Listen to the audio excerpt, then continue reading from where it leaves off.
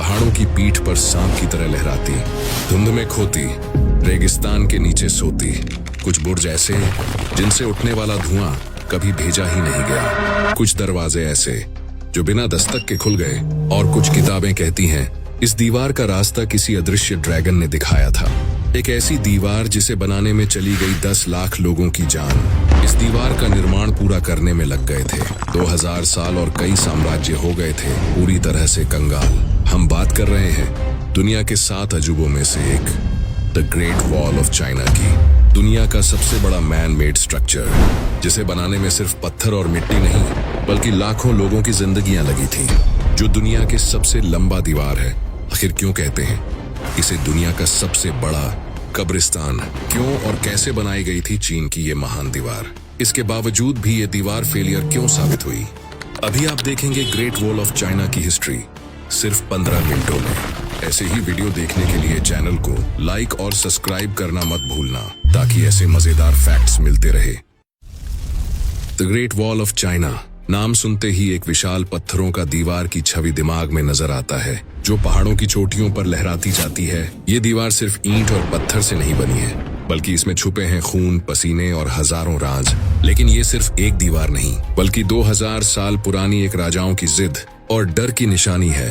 डर अपने दुश्मनों से और जिद अपनी ताकत साबित करने की। ये दीवार एक सीधी लाइन नहीं है। ये अलग अलग समयों पर बनी दीवारों, किलों, खाइयों, पहरेदार टावरों और दर्रों का विशाल नेटवर्क है, जिनकी कुल लंबाई आधिकारिक सर्वे के मुताबिक लगभग 21,196 किलोमीटर मानी जाती है।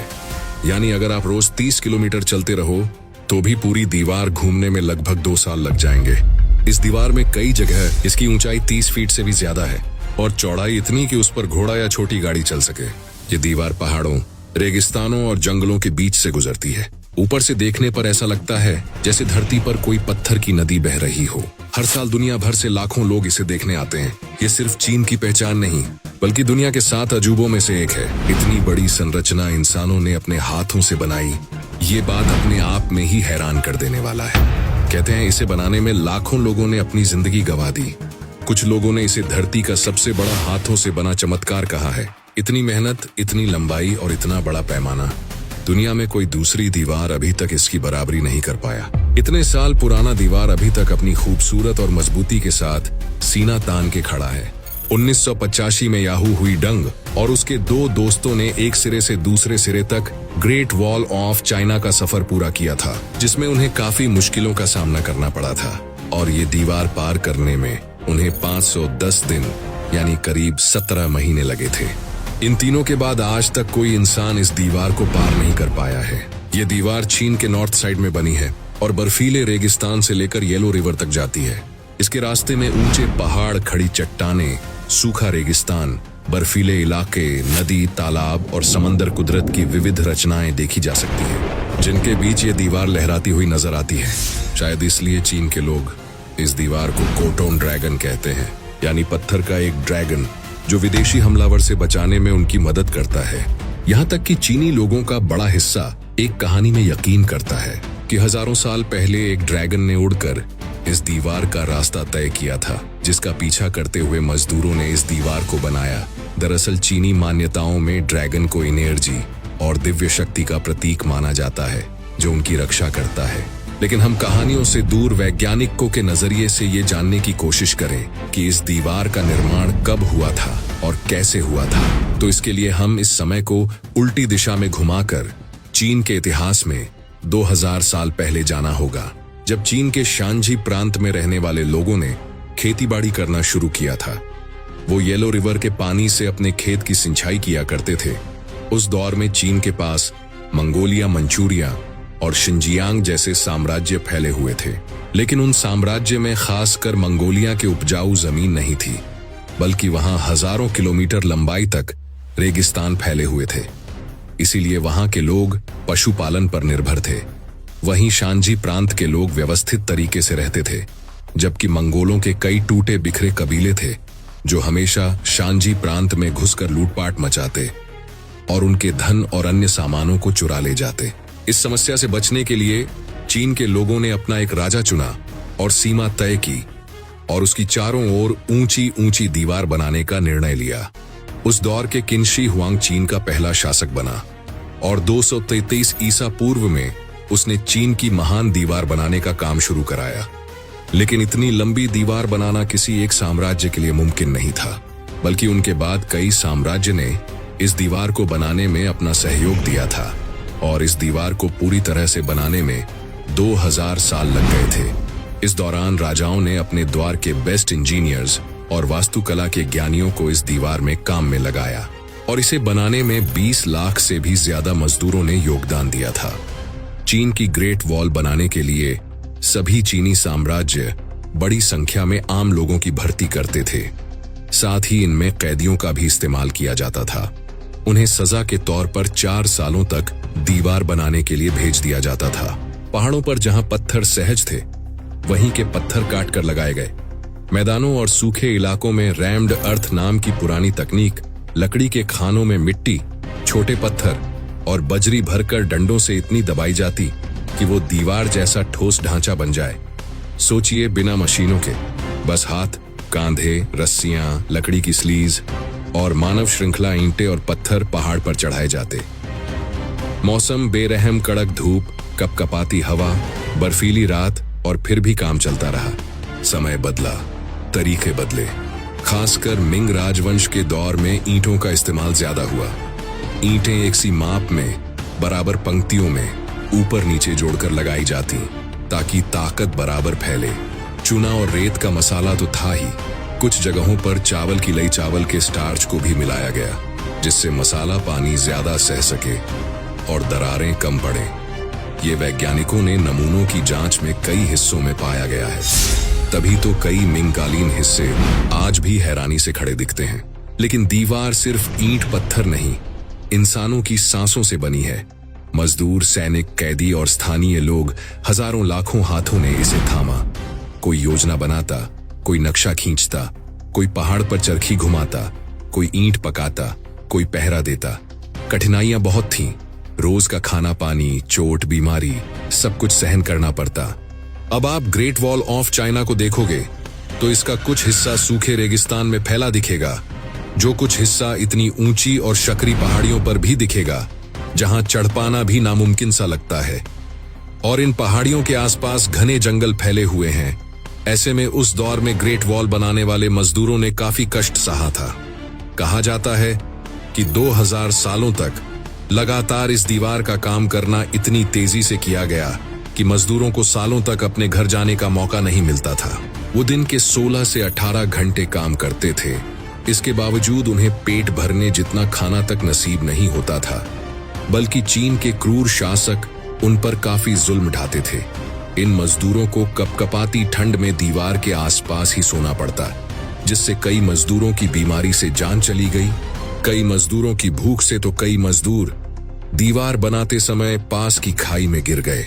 लेकिन दीवार का काम इतनी तेजी से चलता था कि उन मजदूरों को दफनाने के लिए पास के गांव या शहर तक भी नहीं ले जाया जाता, जबकि उन्हें दीवार के पास ही गड्ढा खोदकर दफना दिया जाता था। कहा जाता है कि the great wall of China बनाने में करीब 10 लाख मजदूरों की जान गई थी, जिनके शव आज भी इस दीवार के पास या इनके नीचे दफन है। इसीलिए चीन की इस महान दीवार को दुनिया का सबसे बड़ा कब्रिस्तान माना जाता है और कुछ चीनी लोग तो इसे श्रापित भी मानते हैं। इसका एक और कारण ये है कि इस दीवार को बनाने के दौरान चीन के कई राजा और उनके साम्राज्य कंगाल हो चुके थे। अब सवाल आता है कि हजारों साल पहले जब सीमेंट का आविष्कार नहीं हुआ था, तब इतनी मजबूत दीवार कैसे खड़ी की गई थी? तो ग्रेट वॉल ऑफ चाइना को बनाने के लिए ईंटों का इस्तेमाल किया गया था। मिट्टी से ईंटें बनाकर उन्हें घंटों तक भट्टी में पकाया जाता था, जिससे वो मजबूत हो जाएं। लेकिन इन ईंटों का आकार आज की ईंटों से 4 गुना बड़ा था। दीवार खड़ी करने से पहले ग्रेनाइट पत्थरों से नींव भरी जाती थी। वहीं इसके बाहरी हिस्से में चीनी मिट्टी लगाई जाती थी, जिससे कोई घुसपैठी इन दीवारों पर आसानी से चढ़ ना पाए। दीवारों को चिपकाने के लिए चूने और चावल के पानी का इस्तेमाल किया जाता था। ग्रेट वॉल बनाने में करीब 500 बिलियन ईंटों का इस्तेमाल हुआ था। इसी से आप ये अंदाजा लगा सकते हैं कि कितने करोड़ टन चूने और चावल के पिट का इस्तेमाल इन्हें जोड़ने में हुआ होगा। बात करें ग्रेट वॉल ऑफ चाइना को इस तरह डिजाइन किया गया था। इस महान दीवार की ऊंचाई 23 फीट है और चौड़ाई 21 फीट है।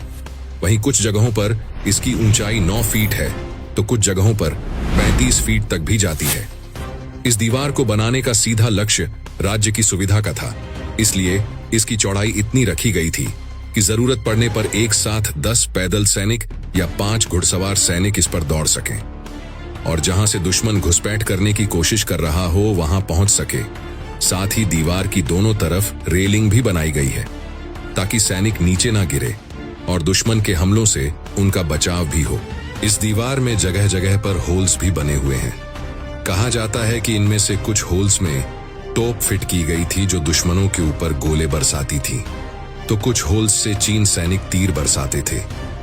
ग्रेट वॉल में हर 100 मीटर पर एक ऊंचा वॉच टावर भी बनाया गया है, जिनके ऊपर हमेशा एक सैनिक तैनात रहता था जो राज्य के उस तरफ की हलचल को मॉनिटर करते थे। और अगर दिन के समय दुश्मन का खतरा महसूस हुआ तो वो झंडा फहराते थे या घंटी बजाते थे, जबकि रात के समय आग जलाकर बाकी सैनिकों को उसकी खबर देते थे।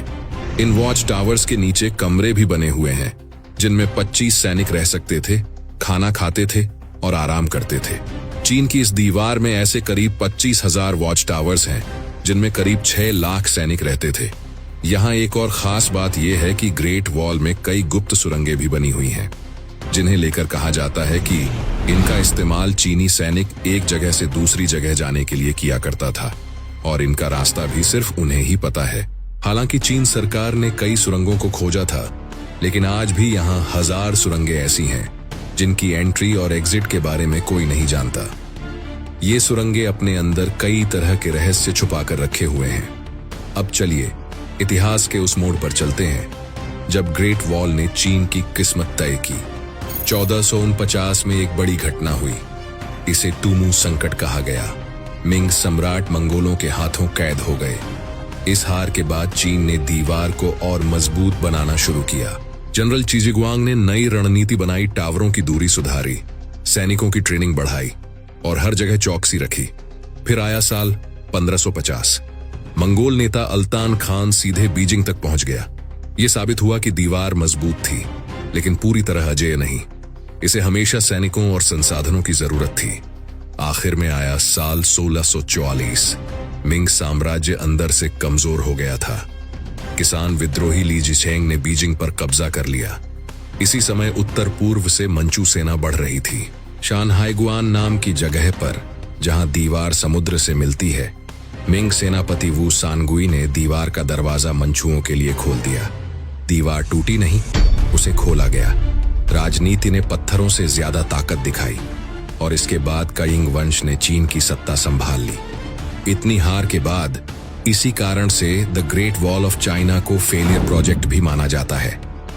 अब जरा दीवार की बनावट को महसूस करते हैं, क्योंकि ये सिर्फ ऊंचाई या लंबाई की कहानी नहीं, बल्कि शानदार इंजीनियरिंग का उदाहरण है।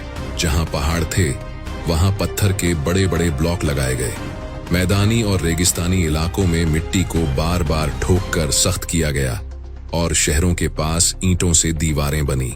यही कारण है कि कुछ हिस्से आज भी मजबूत और चमकदार हैं, जबकि कुछ जगहें वक्त के साथ मिट्टी के टीले बन चुकी हैं। दीवार के ऊपर पानी निकासी के लिए नालियां बनाई गईं, बारिश का पानी जमा करने की टंकियां थीं और सैनिकों के लिए छोटे छोटे कमरे भी। हर चीज सोच समझकर बनाई गई थी। निगरानी टावरों की दूरी इलाके के अनुसार रखी गई, कहीं हर कुछ 100 मीटर पर तो कहीं कई किलोमीटर दूर। इस तरह ये दीवार एक आंखों का जाल बन गई थी जो सीमाओं पर हर हलचल पर नजर रखती थी।